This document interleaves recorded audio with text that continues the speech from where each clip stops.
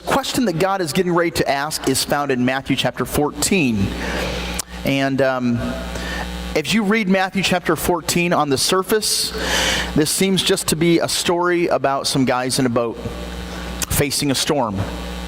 And the storm must have been pretty big because they were terrified of it. But what I want you to see here this morning is that as you go a little bit deeper than just the surface of this story, and as we explore it, you're going to see that this is really a story of faith. Faith demonstrated through action. And what I should also point out here to you this morning before we begin is that Mark and John also record what we're about to read. Matthew, Mark, Luke, and John are the four Gospels, and they all record the life, the birth, the ministry, the death, the burial, and the resurrection of Jesus Christ, but four different perspectives of that. And so as you read in Mark chapter 6 and John chapter 6, you would get just a few different details concerning what we're about to read from Matthew's Gospel chapter 14. So follow along this morning as I read. Immediately, Jesus made the disciples get into the boat and go ahead of him to the other side, while he sent the crowds away. After he had sent the crowds away, Jesus went up to the mountain by himself to pray. And when it was evening, he was there alone. But the boat was already a long distance from the land, being battered by the waves, for the wind was contrary. And in the fourth watch of the night, Jesus came to them walking on the sea. When the disciples saw Jesus walking on the sea, they were terrified, and they said, "It's a ghost!" And they cried out in fear. But immediately Jesus spoke to them, saying, "Take courage, it is I, do not be afraid." Peter said to Jesus, "Lord, if it is you, command me to come to you on the water." And Jesus said, "Come." And Peter got out of the boat, and he walked on the water and came toward Jesus. But seeing the wind, Peter became frightened, and beginning to sink, he cried out, "Lord, save me!" And immediately Jesus stretched out his hand and took hold of him and said to him, "O you of little faith, why did you doubt?" When they got into the boat, the wind stopped, and those who were in the boat worshipped Jesus, saying, "You are certainly God's Son." So as we just got done reading Matthew chapter 14, this very familiar story, which is, by the way, one of my favorite stories, probably in the top 3 of my favorite stories in the New Testament, Jesus walking on water. As we read this encounter, there's really, as I see it, 2 components that make up this story. First of all, there is facing the storm in the boat, and then there's facing the storm outside of the boat. And what I want to first start with is facing the storm in the boat. The disciples were in a boat, and we're not told the size of the boat, but if it was a standard fishing vessel, then we know that the boat was no longer than 27 feet long and about 7.5 feet wide. Not a very big boat at all. And while they were in this boat, simply trying to cross this lake, a storm comes upon them. Now, what you have to get out of your mind is Carthage Lake, okay? This lake that they were getting ready to cross was huge. The Sea of Galilee was 64 square miles, 13 miles long, and at its widest point, nearly 9 miles wide. Big lake. And here were these men in this boat. And all of a sudden, this storm comes upon them out of nowhere. And which leads me to ask our first question this morning. What's your storm? What's your storm? Is there something that you are facing right now that seemingly came out of nowhere? Something that is beating you down, something that is robbing you of joy, something that's making you feel defeated. What's your storm? Because as you're facing your storm, there's 3 things that I want to remind you about. Here's the first. Are you ready for this? It may just blow your mind. Sometimes God sends you into a storm. Some of the storms that we face in life, no doubt, are the making of my own choices. Okay, I'm responsible for a lot of the storms that come into my life because I've made poor choices, right? But then there are times where God sends you out into the storm. Look at verse 22. Immediately, Jesus made the disciples get into the boat and go on ahead of him to the other side of the lake while he sent the crowds away. Question, do you think Jesus knew a storm was coming? Absolutely. Before the Weather Channel, before smartphones, Jesus knew there was a storm that was going to come. And he made them get into a boat and cross over to the other side. So does that mess with your theology? Does that change what you believe to be true? That maybe the stuff that you're facing right now, that hard thing that is difficult, that thing just might be God ordained. Well, look what Jesus was sending them into, verse 24. But the boat was already a long distance from land, and it was being battered by the waves, for the wind was contrary. And maybe you can totally relate to verse 24 here this morning. You're feeling far from land. You're facing waves of life that just seem overwhelming, and you don't know how you're going to survive. You have a wind. You have something that is in opposition to where it is you want to go. And you feel totally helpless. You feel totally hopeless. Well, sometimes God sends you into that thing. He knows what the outcome's going to be. He knows what the results will be. But you don't. I don't. And while you're in the middle of that storm, while you're facing that thing, is it fun? I'm asking you now. Is facing a storm fun? Nobody in their right mind would ever choose to face a storm. But it just might be that while you're facing that storm, it will forever change you in a good way. A way that God intended to change you. You see that there are storms that are allowed to come into our lives because God is trying to do a work in me, and God is trying to do a work on me. There's some refining, there's some molding, there's some shaping of my character that God's trying to get done. And the way that sometimes God shapes us and molds us is by allowing some pretty hard things to come into my life. But here's what I want you to understand, and a lot of you already know this already. The storm, the hard thing that I'm facing right now doesn't change who God is. It doesn't mean that He's forgotten about me. It doesn't mean that He doesn't love me. And some of you already know this. How do I know that you know this? Because you have a couple of verses memorized. You've got some verses of Scripture locked and loaded in here, so that when you're facing the storm, you can recall these from memory, and they are a great comfort to you. Some of the verses that some of you may have memorized come from James chapter 1, verses 2 through 4. James reminds us, and he says, "Consider it all joy, my brethren, when you encounter various trials, knowing that the testing of your faith produces endurance. And let endurance have its perfect result, so that you may be perfect and complete, lacking in nothing." Another encouraging verse that a lot of us have memorized for storms such as these, Romans chapter 8, verse 28. "And we know that God causes all things to work together for good, for those who love Him and for those who are called according to His purpose." You see, the thing about that is that God is going to use that storm for good. That's a promise that He has made. That's something that you can cling to. That's something that you can bank on. So that even while you're going through it, and that those winds are contrary to the way that you want to live your life, and man, you're being buffeted by the waves of life, you can rest in the assurance that God is going to use that thing for good. And there will be some good that comes from it.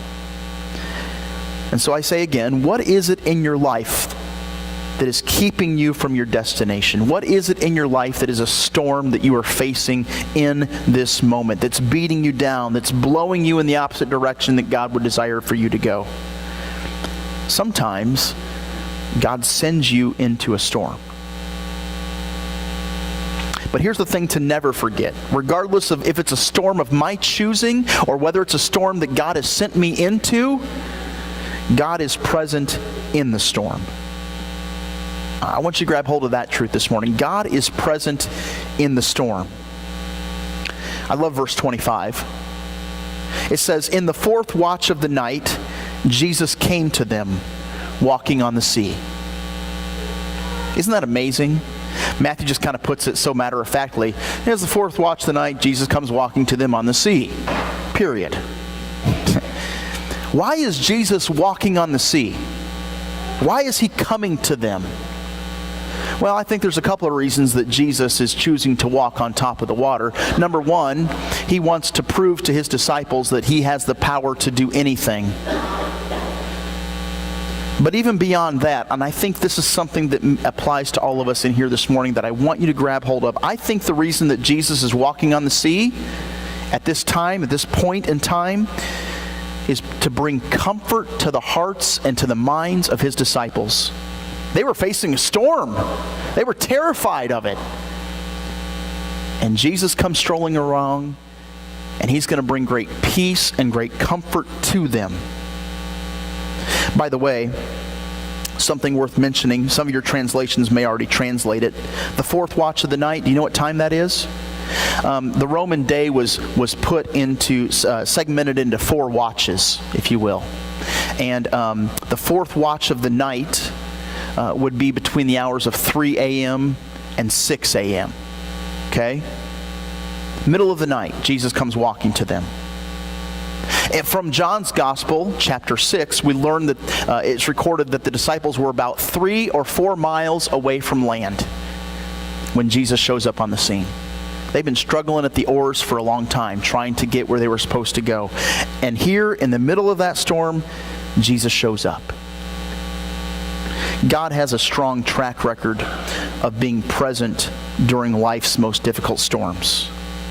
And I hope that brings comfort to you, that if you're in a tough spot right now, and it feels hopeless, and it feels helpless, hey, listen, God has a strong track record of being present during those times of life. You remember Daniel, don't you? Tossed in the den of lions. God was there. He was present. Those mouths of those lions were held shut by the power of God. You remember Shadrach, Meshach, and Abednego. They weren't alone in the fiery furnace.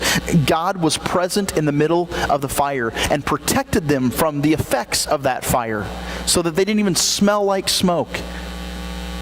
I remember Elisha.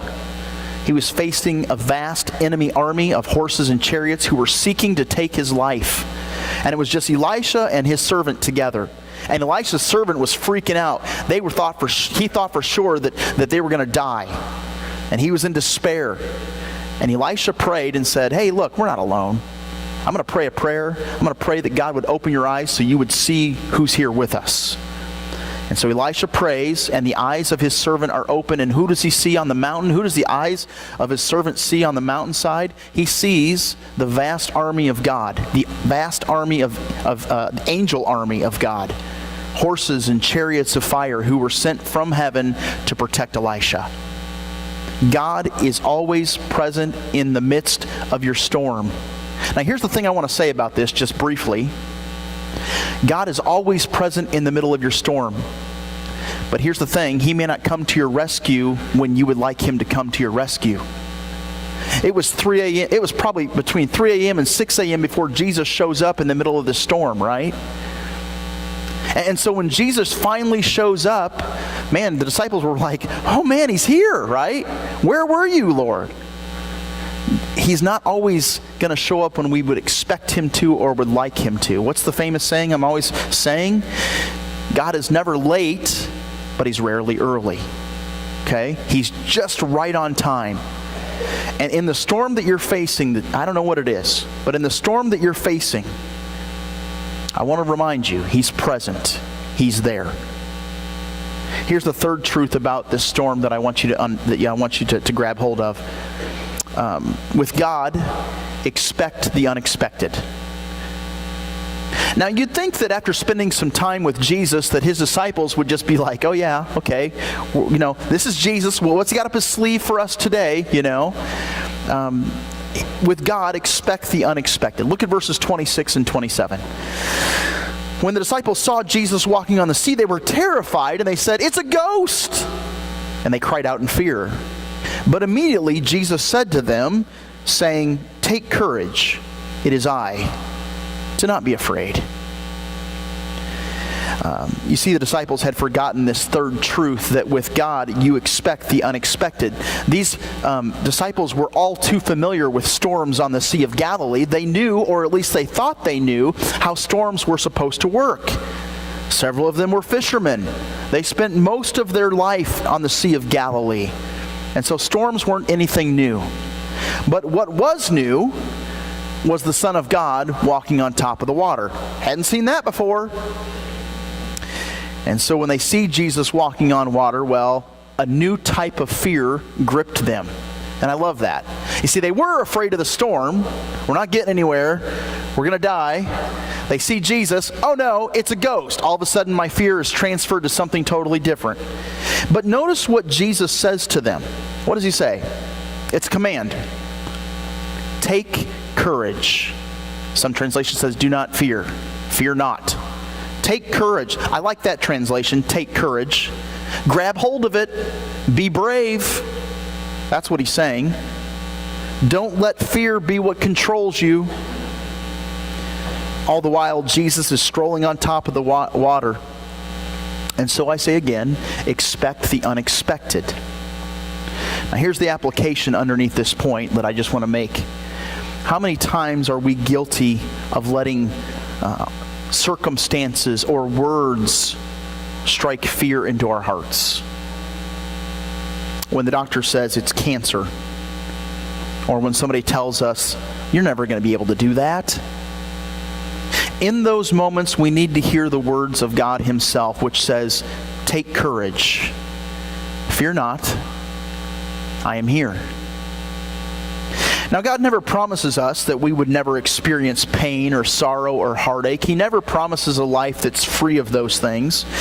So don't be surprised when he shows up in ways that you never expected him to. After all, he's God.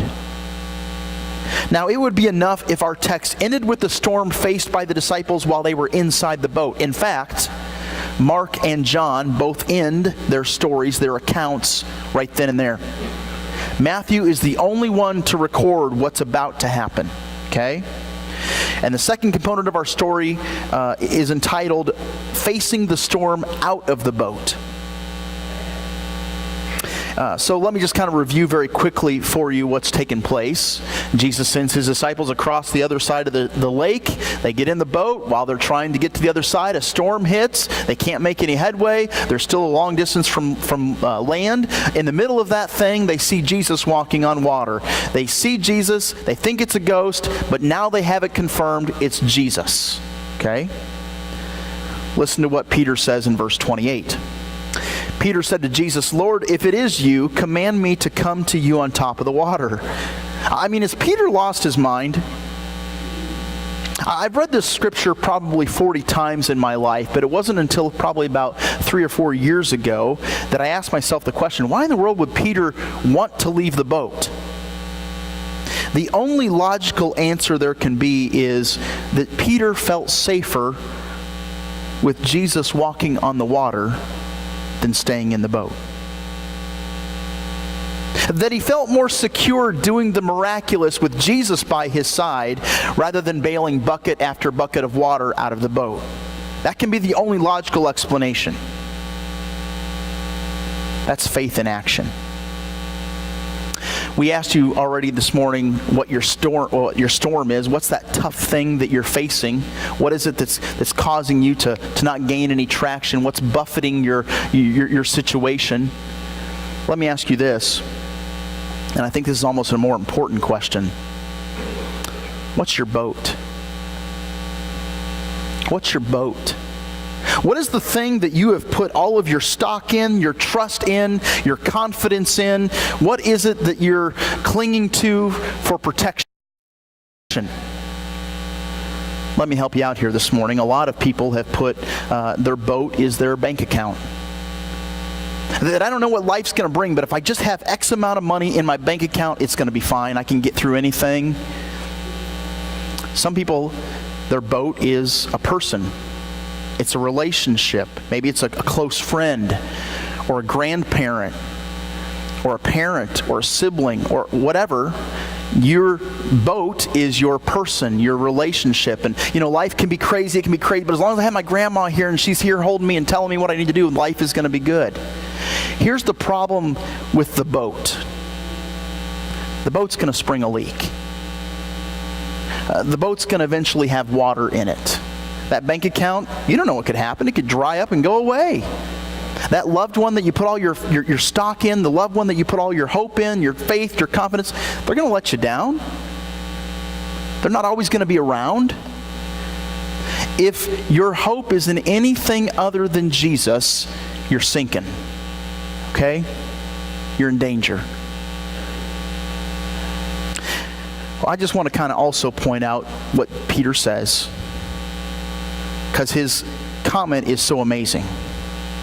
He says, Lord, if it is you, command me to come to you on the water. Help me, Lord, to leave the safety and the security of what is familiar to me and follow you. I want to be where you're at. That's pretty bold. And wouldn't it be amazing if we could say the same thing?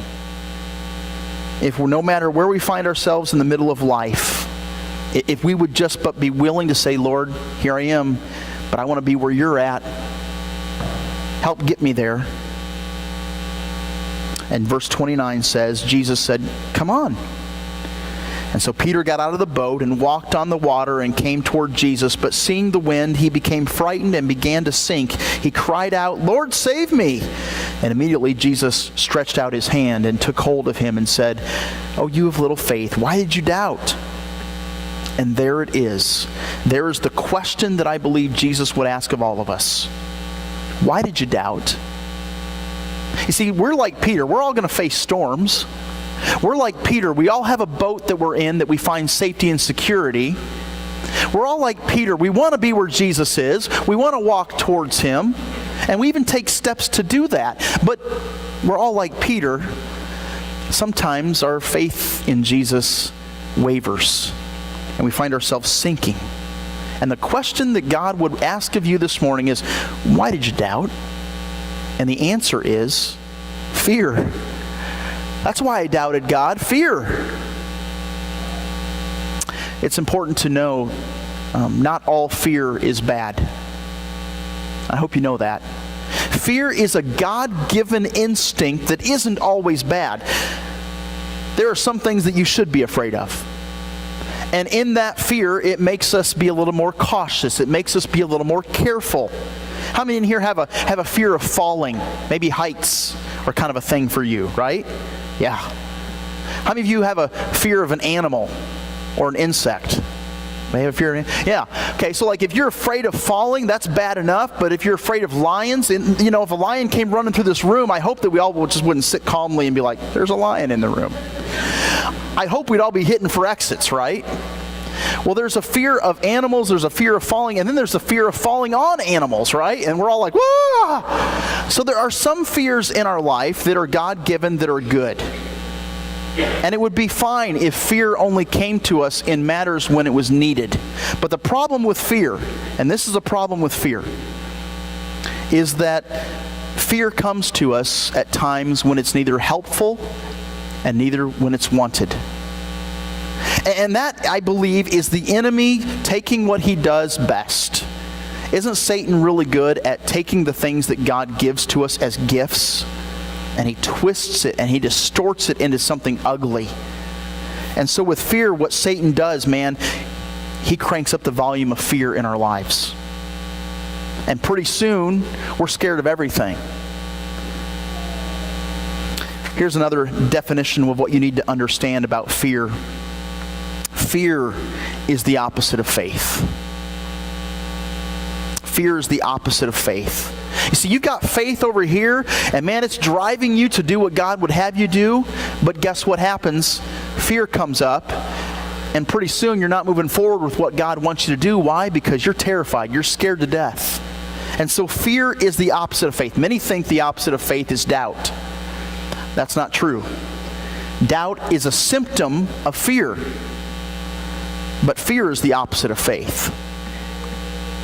The Bible says that faith is the assurance of things hoped for and the conviction of things that are not seen. That's Hebrews chapter 11, verse 1. And so if fear is the opposite of faith, see if this helps you understand what fear is. Fear is the assumption of disappointment and the belief that the worst will happen. That's what fear is.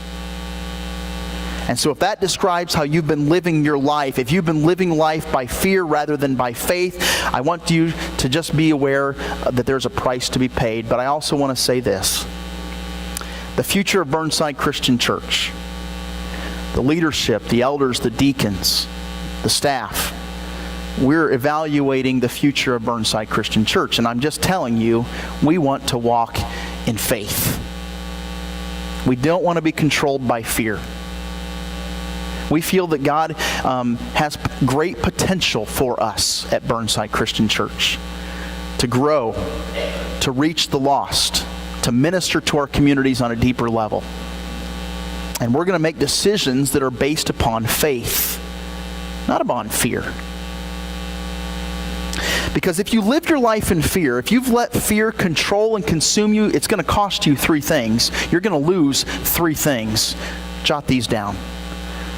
3 things that will cost you. The first is this: loss of confidence. Loss of confidence. You see, if you continually chicken out and play it safe every single time, eventually what's going to happen is it will wear on your confidence. You'll have excellent excuse-making skills. Well, I can't do that, and here's why. I can't do that. I'd like to do that, but I can't, and here's why. You're going to have excellent excuse-making skills, but your confidence is going to be shot. And at each moment in life when you're faced with something challenging and difficult, rather than stepping forward in faith, you're going to convince yourself that it will never be able to happen. We can't do that. But when you take on a challenge, it builds the core of who you are, even if you don't perform it flawlessly. Second price you'll pay if you live in fear, second thing you're going to lose your joy. Let me ask you this question. Have you ever met someone who was deeply joyful, but chronically worried at the same time? Have you ever met a deeply joyful, chronically worried person? No, because the two cannot exist. Trusting God in the face of fear challenges and produces joy. If you're a person who's consumed with the what-if questions that is produced by fear, your joy will be squelched pretty quickly. What-if questions are contingent. They're kind of like set in the future of, things that may never happen at all. In fact, what-if questions, many of them that we have, never happen. And when you realize that God's the one who's in control, it's totally on Him. It's totally on Him. Your joy can be returned to you in full. Joy and fear, totally incompatible. They don't go together. You can't have both at the same time. And if you choose to live life in fear, well, then say goodbye to joy. Here's the third price that you'll pay: the loss of purpose. I've said this countless times from this pulpit, and I hope that if you gain nothing else from the course of my preaching and teaching over the years, I hope that you grab hold of this, okay? And if you've missed it up to this point, jot it down, underline it. Here it is, one more time. God has called you for a purpose. God's called you for a purpose. It's not just to count time and days and weeks on a calendar. God has something in mind that He wants to do with you specifically. Things that nobody else can do. He's called you. And He's called you to something big. And I understand it. Trust me, when God calls you to do something big, your initial response to that will be like, I don't know, God. It's fear. And it's going to take a bit of faith on your part to overcome the fear that will be your initial response. But if you're led by fear, I'm telling you, you're going to miss out on what it is God has called you to do. Because you're going to be coming up with excuse and reason after reason as to why you can't. And it's going to paralyze you and you won't be able to move forward. So that's the cost of living by fear. Let me just say this real quickly too, that whenever you're walking by faith and doing something that you feel God is challenging you and asking you to do, here's something that you better make sure. This isn't in my notes. I'm kind of going off the cuff here. This is something that you better make sure of as well. You better make sure God's calling you to it. Okay? Better make sure God's calling you to it. What would have happened if Peter would have, on his own initiative, before Jesus shows up, before he gets called out by Jesus to walk on top of the water, what do you think would have happened to Peter if he would have, on his own initiative, gotten out of the boat and said, I'm going to try walking on water? Wouldn't have gone so well, would it? And so let me just tell you here this morning that if you're being called to do something big, make sure you're being called by God to do something big. Okay, well, I've given you the cost of living by fear. Really quickly, let me share with you the rewards of living by faith. Really quickly, 3 of them. Are you ready? The rewards of living by faith. If you will just do what God is asking you to do, and you don't know how it's all going to work out, and you're kind of scared, but you're going to do it anyway. There are 3 rewards that we see from Peter walking on water. Rewards that he received. All right, here's the first. Number 1, you're going to see God at work. You're going to see God at work. As Peter put his foot out of the boat and on top of the water, followed by his second foot out of the boat on top of the water, Peter got to see a side of God that he never knew existed up until that point. Peter got to see a side of God that he would have missed out on. But he got to see God's power at work through him because he took a step of faith. And I think the same can be said of you. The same can be said of me. If we will be obedient to do what God would have us to do, we're going to see God at work in ways that we never thought possible. That leads me to say the second thing. The second reward of being obedient, living a life of faith, is doing what you never thought would be possible. If Peter would have stayed in the boat, he wouldn't have the stories to tell people for the rest of his life. I mean, think about that. He got to experience something that nobody else had experienced. I bet his friends, his family, they got tired of hearing the story. Remember that time I walked on water? I bet they got tired of hearing that story pretty quick. But Peter had that story to tell, and the only reason he had that story to tell was because he lived a life of faith.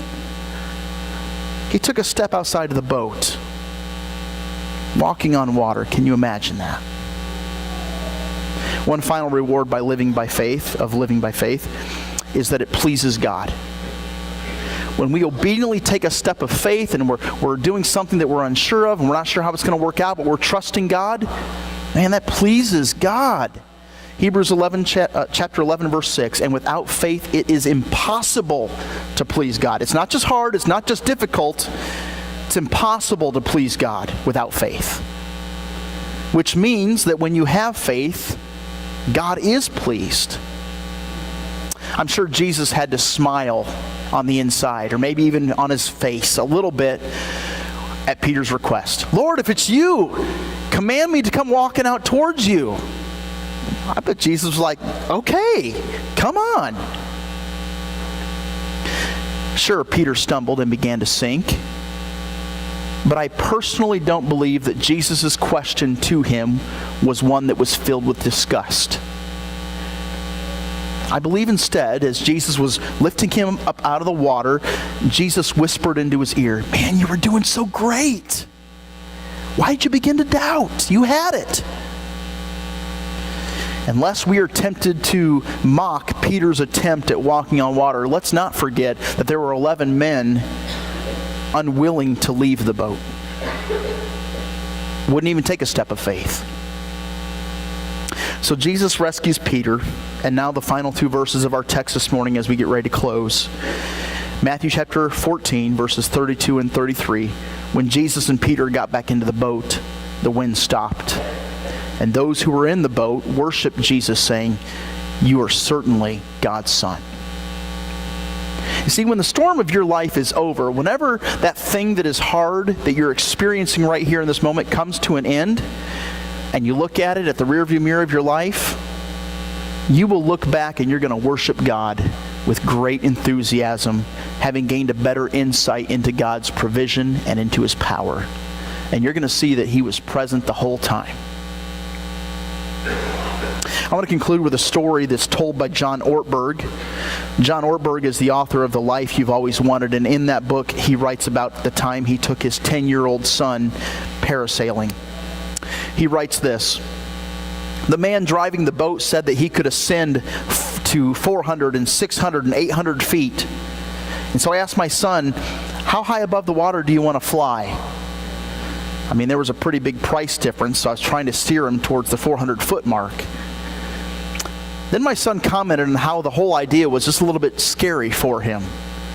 And it struck me that when I was 10 years old, the thought of being lifted 800 feet into the air behind a speeding boat over a deep lake might make me want to swallow a little extra hard as well. but I wanted my son to be free of fear. And so we talked through his options. So my son thought about it for a few minutes and finally decided, you know what, Dad? I'm going to go up 800 feet.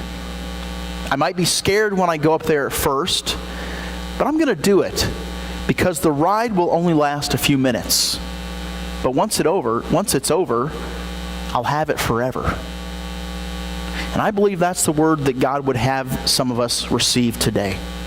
This ride of life that we're on only lasts for a few moments. In the vast eternal scheme of things, your life is briefer than you could possibly ever imagine. But whatever you do in faith, every time we trust God, whenever we act risky in obedience and jump in response to His invitation to us, whatever it may be, that we will have forever. My invitation, my encouragement to you this morning is, if God is beckoning, go ahead and jump. When they got into the boat, the wind stopped, and those who were in the boat worshiped Him, saying, "You are certainly God's Son." Let's pray.